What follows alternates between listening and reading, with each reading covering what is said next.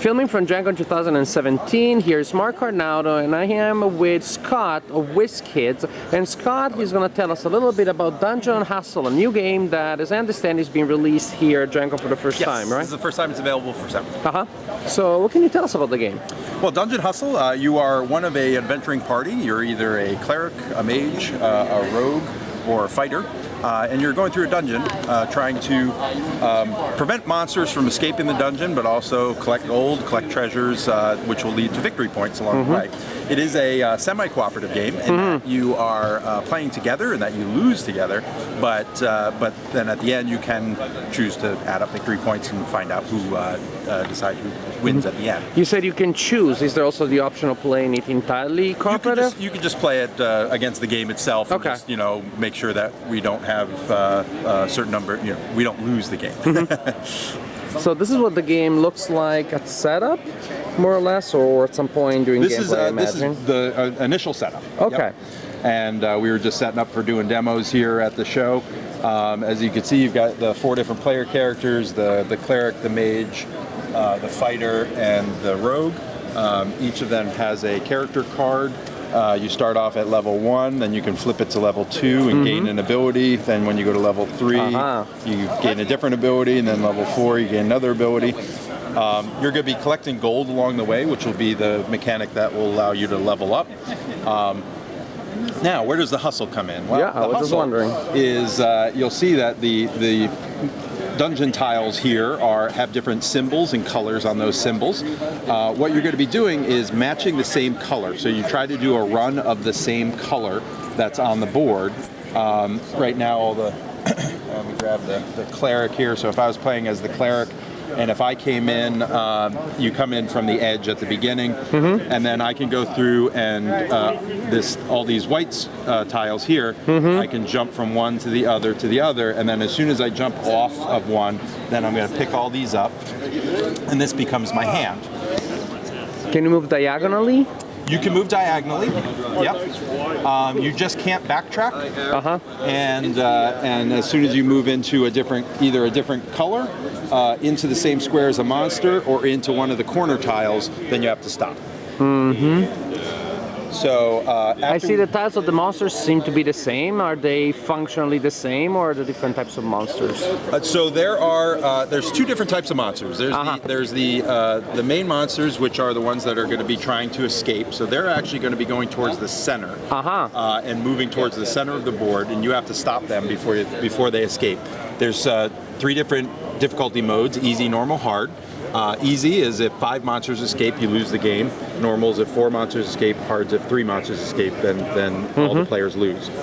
So after a player does their hustle and picks up the tiles, you flip over these tiles here to refill, and here we go. So this is another kind of monster that's a random encounter, a wandering monster in the dungeon.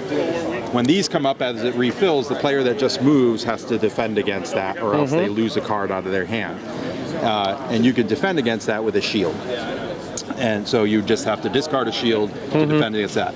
So if you make a run, you can make potentially a big run and get 7 or 8 tiles, but the more tiles you're pulling up, the more risk that you're going to have of running into those random encounters. Because you have to replenish the dungeon. Because you have to replenish them. So any of those green slash cards that come up, you've got to defend against. Then, once you get into regular combat, let's say I had moved into the square with the actual monster stand-up, then you actually use swords to attack against their attack value. Monsters start with a attack value that they have the same level attack value. Then you're going to draw cards depending on how far down you are in the dungeon. First level, the first time you go through the deck, it's 2 cards. When you reshuffle the deck and go through, it's 3 cards, then 4 cards. If you go through the deck 3 times, then you've defeated the game.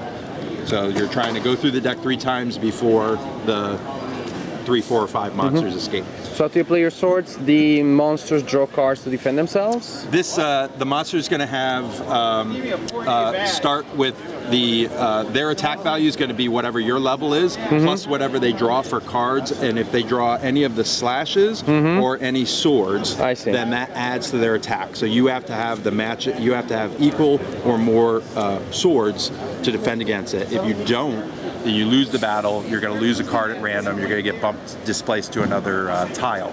But you can also ask for help. So if you're worried about, hey, I've only got, this monster is going to draw 3 cards. I'm a level 2. He's got a 2 attack. I've got 2 swords. I'm worried about him drawing.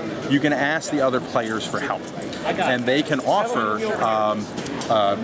The three of the player characters offer an attack. The cleric offers defense, and they can offer their help. That actually helps that player as well, because they gain gold for helping, and then they also gain a special ability they can use later on. That goes into the monster combat. So you're going to be trying to move around and pick up these tiles, but then also block these monsters. At the end of each round, you got to pick up one of these tiles and see how the monsters move.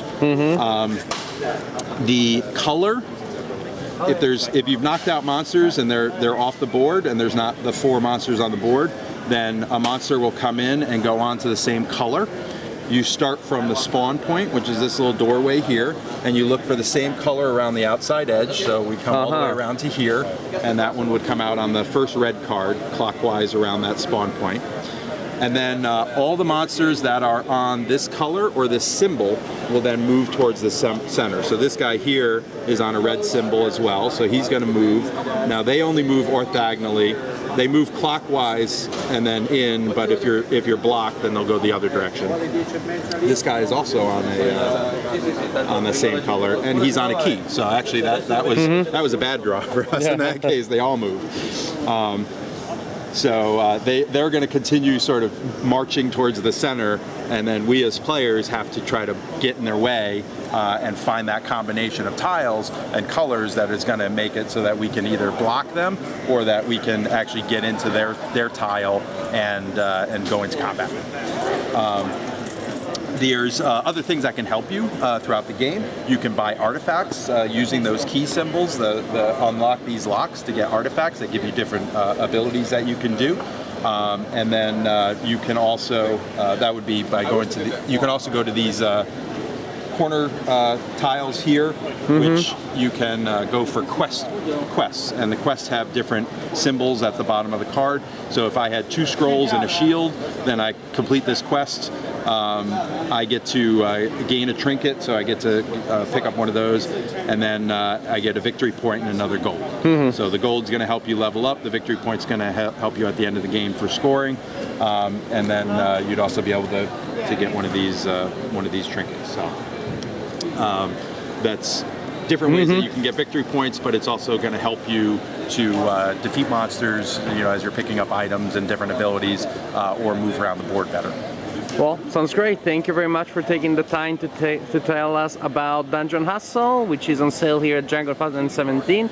And will it be available right after the show? It'll be available next month. Next month. And the MSRP is $24.99. Perfect. Thank you very much. Thank you.